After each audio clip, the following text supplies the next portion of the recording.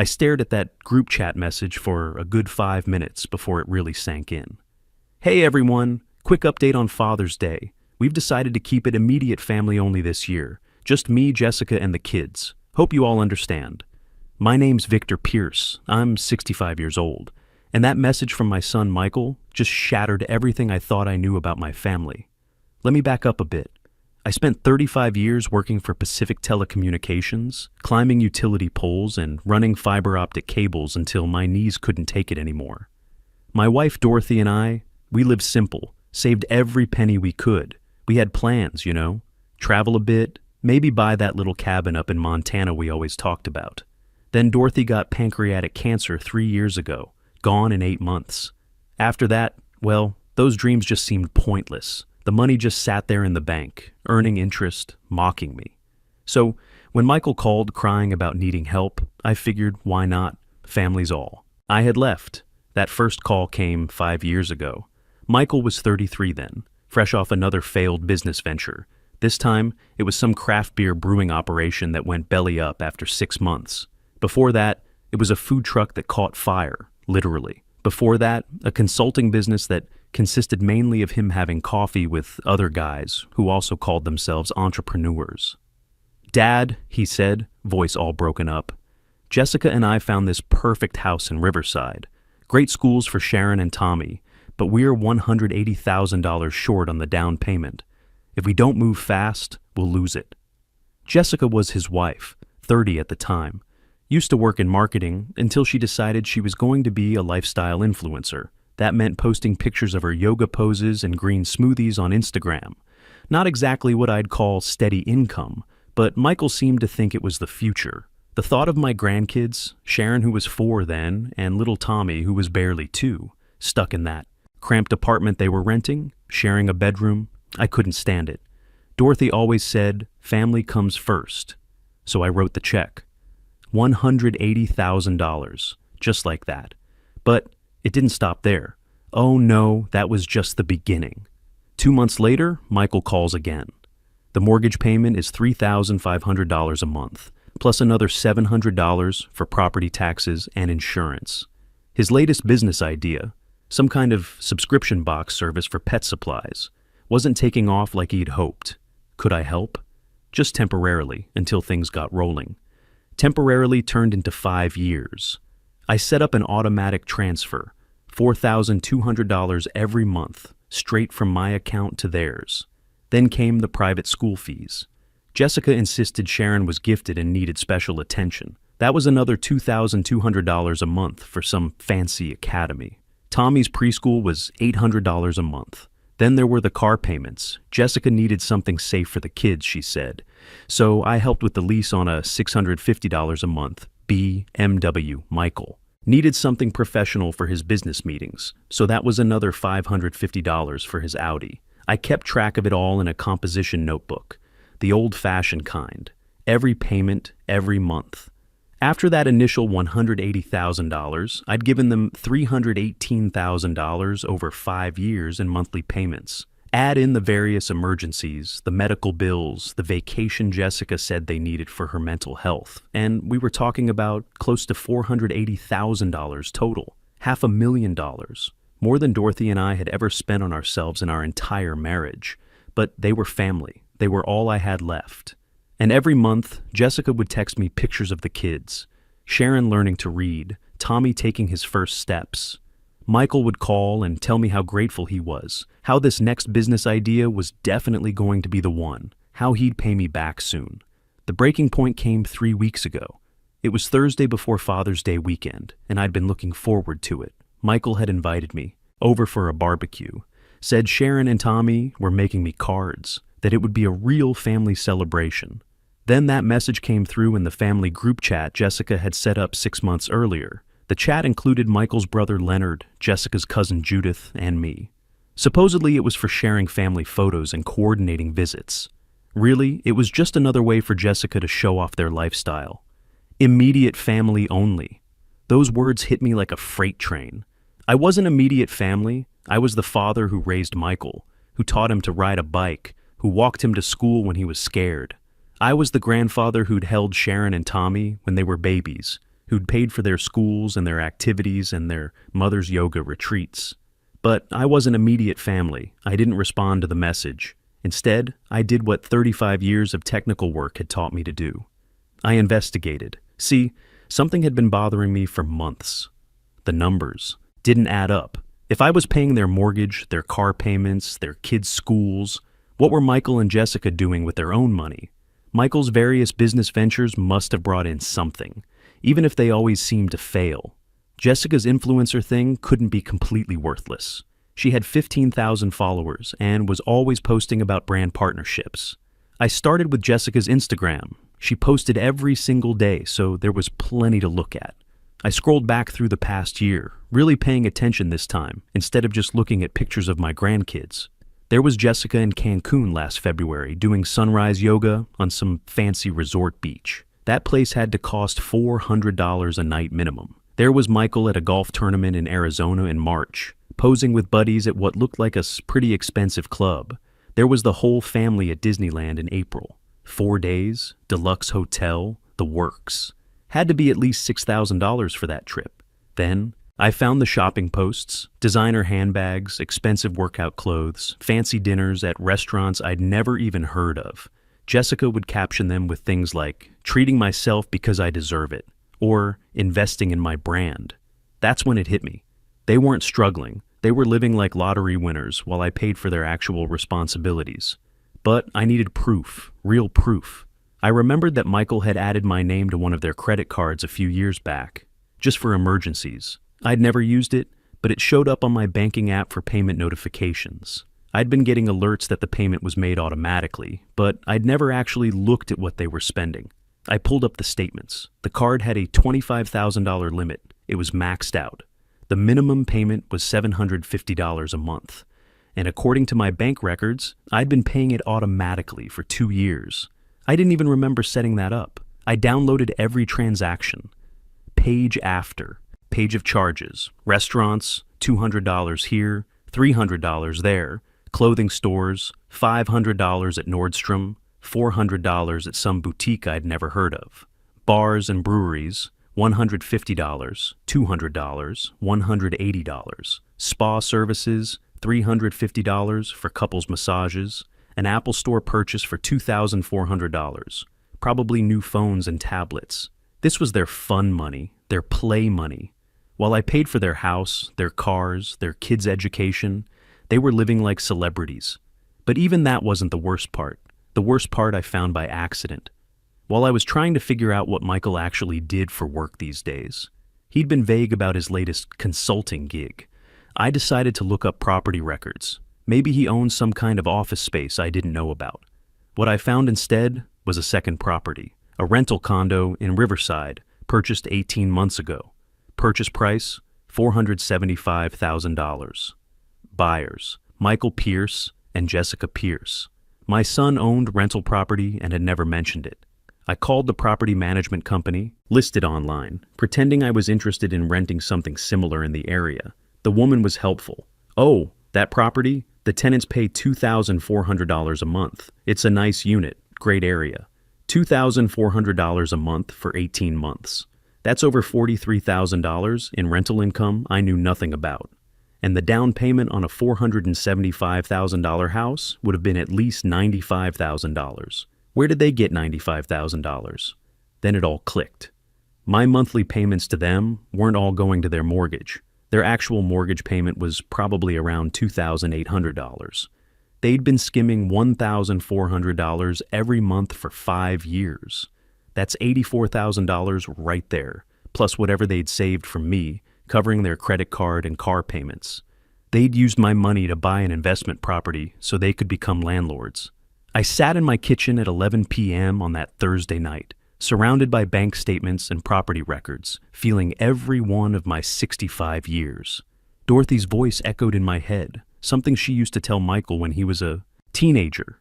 You don't get to take people's kindness for granted forever. I opened my banking app. One by one, I canceled every automatic payment.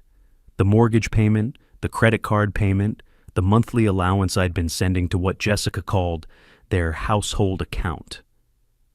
Then I drafted emails to Sharon's school and Tommy's preschool, informing them I would no longer be covering fees, and they should contact the parents directly.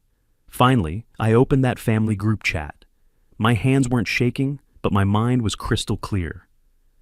Thank you for the Father's Day update, Michael. Since I'm not immediate family, I've decided to focus my resources on my own immediate needs. Effective immediately, I've canceled all financial support. This includes mortgage assistance, car payments, credit card payments, and children's activity fees. I wish you and your immediate family all the best. I hit send and turned off my phone. I slept better that night than I had in years. When I turned my phone back on Friday morning, there were 47 missed calls, most from Michael, some from Jessica, a few from Leonard, which surprised me. The voicemails started confused and quickly escalated to panic. Dad, what's going on? Call me back. This isn't funny, Dad. Turn the payments back on. The mortgage payment bounced. The bank is calling. You need to fix this right now. You're being ridiculous over one Father's Day, after everything we've done for you. That last one almost made me laugh. Everything they'd done for me? Like what exactly? I didn't call them back. Instead, I called my neighbor Howard. Howard's 69, retired from the plant where they made automotive parts. He's probably my closest friend since Dorothy died. Heard some yelling over at your place yesterday, he said when he came over for coffee. Everything okay? I told him everything, the whole story, 5 years of it, right there at my kitchen table. Howard listened, shook his head a few times, and finally said, About damn time. You think I did the right thing? I think you did the only thing, Howard said. My nephew tried pulling something similar about 10 years back. Wanted me to co-sign a loan for a house he couldn't afford. I said no. He didn't talk to me for 8 months. Now he thanks me for it. Says it was the wake-up call he needed. 8 months is a long time. 8 months is better than never learning the lesson. Saturday morning, Michael showed up at my door. I watched him park his Audi, the one I'd been helping pay for, in my driveway. He was still in his golf clothes. Apparently, some things were more important than family emergencies. I opened the door before he could knock. We need to talk, he said, pushing past me. Actually, we don't, I replied, but he was already in my living room. What the hell is wrong with you? He demanded. Do you have any idea what you've done? The mortgage payment bounced. Jessica's credit card got declined at the grocery store. Sharon's school called, saying we're behind on tuition. I've been paying that tuition, I corrected. Past tense. Michael's face was red. This is about Father's Day, isn't it? We just wanted one day as our own little family. One day without... He stopped himself. Without what? I asked quietly. Without obligations? He finished. But we both knew that wasn't what he'd started to say. Let me tell you what I know, I said. I'd prepared for this conversation. I know about the rental property in Riverside. I know you've been collecting $2,400 a month for 18 months. I know you use my money to buy that property. I know about the trips to Cancun and Arizona and Disneyland. I know about the $25,000 credit card you maxed out on restaurants and shopping while I paid the bill. I know exactly where my money went, Michael. His face went from red to white.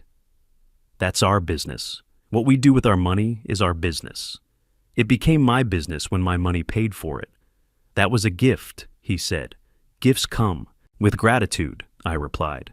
What you showed me was entitlement. You're going to regret this, Michael said, his voice low and threatening. Jessica is your daughter-in-law. Sharon and Tommy are your only grandchildren. You really want to die alone because you're too stubborn to help your family? That's when I knew I'd made the right decision. Because a man who loved his family wouldn't threaten their grandfather. A man who appreciated help wouldn't weaponize his children. I think you should leave, I said. Michael slammed the door so hard it rattled Dorothy's picture on the wall. Jessica called an hour later. Her voice was small, broken. Dad, please. We're going to lose the house. They're going to repo the cars. Sharon's school called. I don't know what to do. What you do, I said gently, is what every other adult does. You figure it out. I can't believe you're doing this to us. Mom would be ashamed of you. That hurt, and it was meant to hurt. But I'd had time to think about what Dorothy would actually say. Your mother, I said carefully, would be ashamed that I let you become someone who thinks love equals money. She'd be ashamed that I let you treat me like an ATM instead of a father.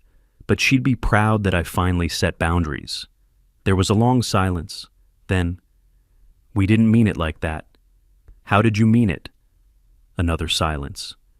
I have to go, she finally said. The next few weeks were revealing. Michael and Jessica had to sell the Audi immediately and buy a 12-year-old Honda. The BMW lease ended, and they couldn't afford another one, so they got a used Toyota. Sharon moved from private academy to public school. Tommy had to leave his expensive preschool. They kept the house, but barely. I found out through Leonard that they'd taken a loan against the rental property to catch up on the mortgage. They cut their lifestyle dramatically. No more restaurants, no more shopping sprees, no more weekend trips. Michael finally got a real job, working sales at a local HVAC company. Jessica picked up extra yoga classes and started working part-time at a health food store. I wasn't getting regular updates, but Leonard would drop by every couple weeks. He felt bad about the whole thing, said he'd tried to warn Michael that treating me like a bank wasn't sustainable. Leonard had always been the responsible brother. Worked construction, saved his money, owned his house outright. Michael's learning the hard way, Leonard told me, about 6 weeks after everything went down. Jessica, too. They had to cancel their vacation to Hawaii. The kids are asking why they can't do the things they used to do. What's Michael telling them? The truth, finally. That Grandpa was helping more than they realized, and now they need to live differently. That actually made me feel better. At least Sharon and Tommy would learn that money doesn't just appear magically. 10 weeks after Father's Day, Jessica sent me a text. Can we talk? We met at a Denny's halfway between our houses, neutral ground. Jessica looked different, thinner, tired, but somehow more solid, more real. I've been seeing a therapist, she said, stirring sugar into her coffee. We both have, couples therapy and individual for me. I waited. The therapist asked me to map out where our money was going. When I did that, when I really looked at it, she stopped, swallowed hard. Victor, I didn't realize how much you were covering. I mean, I knew you were helping, but I didn't add it all up. The mortgage, the cars, the schools, the credit card. I stopped thinking about money as real. Because it came from me, I said quietly. Because it came from you, she agreed, and I took it for granted. Worse than that, I took you for granted. The rental property, I said. That hurt the most. Jessica's eyes filled with tears. That was Michael's idea. He said we should invest, build wealth. I told myself we deserved it, that we'd worked hard. But the truth is we used your money to do it, money you gave us to survive, and we used it to get ahead instead. Why didn't you tell me? Because I knew how it would look, she said simply. I knew you'd realize we didn't actually need your help anymore, that we were choosing to take it anyway. We sat quietly for a while, watching other families eat their weekend breakfast. Regular families who paid their own bills and didn't need their grandfather to fund their lifestyle.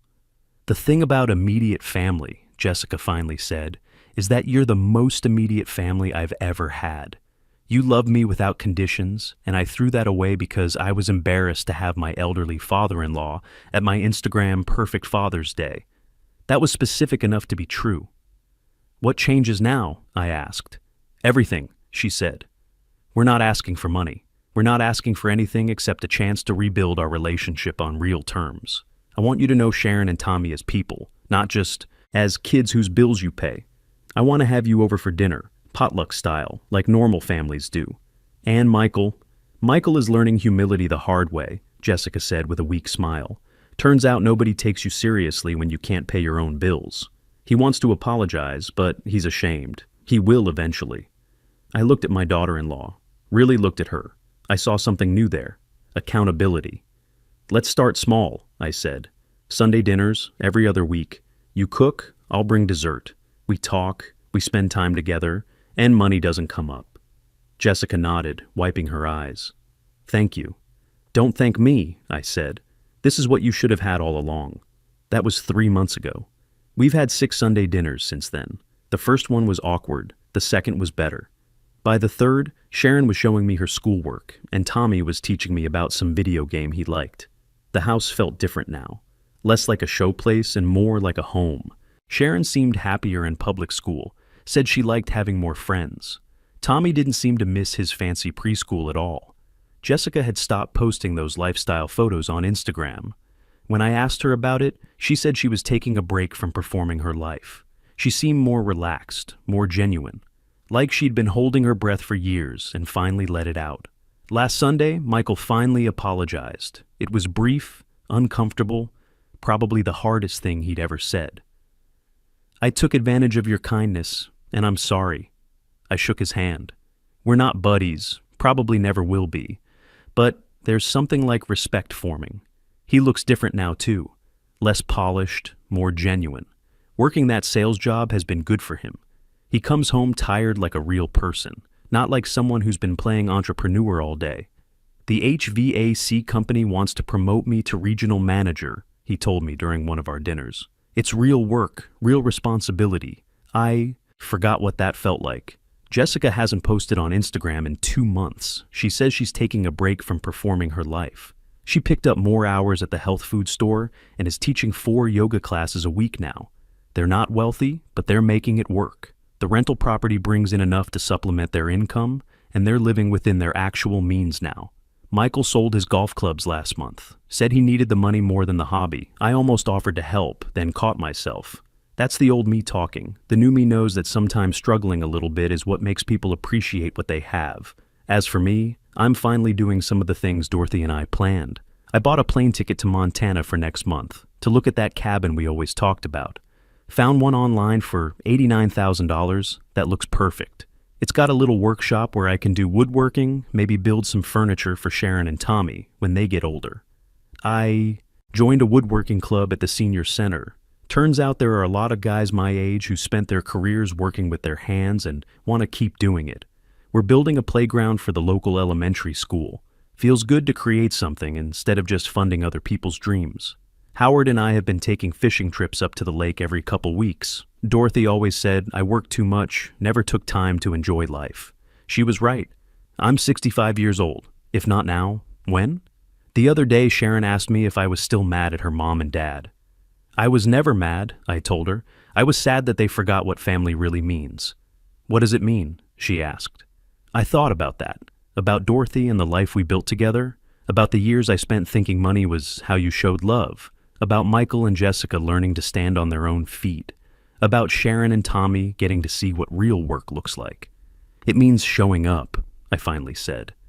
"Not just when it's convenient, but showing up when it's hard too. It means being grateful for what you have, instead of always wanting more. And it means loving people for who they are, not what they can do for you." Sharon nodded like she understood. Maybe she did. Kids are smarter than we give them credit for. "Will you come to my school play next week?" she asked. "Wouldn't miss it," I said. And I meant it. Not because I'm paying for the school or the costume or the transportation, just because that's what grandfathers do. Last week was my 66th birthday. Michael and Jessica invited me over for cake. It was a grocery store cake, nothing fancy. Tommy had written "Happy Birthday, Grandpa" in green icing with the spelling wrong. But they sang to me, all 4 of them, off-key and enthusiastic. Sharon gave me a drawing she'd made of our family, 5 stick figures holding hands. I'm on the end, but I'm part of the line. That's what matters. I put that drawing on my refrigerator, right where Dorothy's shopping list used to hang. I think she'd approve, not of how long it took me to figure things out maybe, but of the fact that I finally did. Sometimes the best gift you can give someone isn't money or support or endless help. Sometimes it's boundaries, consequences, and the chance to learn who they really are when they have to stand on their own. I'm not an ATM anymore. I'm just a father and grandfather who finally learned that love isn't measured in dollars, but in who shows up, who does the work, and who chooses connection over convenience. The rental property situation worked out better than I expected. Michael and Jessica kept it, but now they use the income responsibly. Half goes to their emergency fund, half goes to a college savings account for Sharon and Tommy. They learn the difference between building wealth and just spending money. Leonard stops by regularly now. He brings his kids over sometimes, and Sharon and Tommy get to play with their cousins. It's nice. Having more family around, the kind that doesn't cost me anything except time and attention. Next weekend, Tommy's got a little league game. He's playing on the community team now, instead of the expensive travel league, but he loves it just the same. Sharon's in the school play next month. She's playing a tree, and she's more excited about it than she ever was about the fancy private school productions. I'll be there for both, not because I'm paying for anything, but because that's what grandfathers do. Dorothy would be proud of that. She always said, the best things in life don't cost money. They cost time and effort and showing up when it matters. Michael called me yesterday to ask if I wanted to go fishing with him and Tommy this Saturday, just the three of us, grandfather and father and son. I said yes. We'll pack sandwiches and take the old rowboat Howard lets me borrow. Tommy will probably get bored after an hour and want to go home. But that's okay. It's the showing up that counts. I look back on those 5 years of writing checks and wonder what I was really buying. I thought I was buying love, security, family togetherness. What I was actually buying was distance, entitlement, and the right to be excluded when it mattered most. Now I've got something better. I've got a family that chooses to spend time with me, not because they have to or because I'm funding their lifestyle, but because they want to. I've got grandchildren who see me as a person, not a bank account. I've got a son who respects me again, and a daughter-in-law who appreciates what I sacrificed for them. That's enough for me. Finally. Dorothy would be proud of all of us. The hardest lesson I learned at 65 was that sometimes loving someone means letting them fall, because only when they hit the ground do they learn to stand on their own 2 feet. I spent 5 years trying to buy my family's love with money, only to discover that real love costs nothing but demands everything. Your time, your boundaries, and your courage to say no when yes would only hurt them more.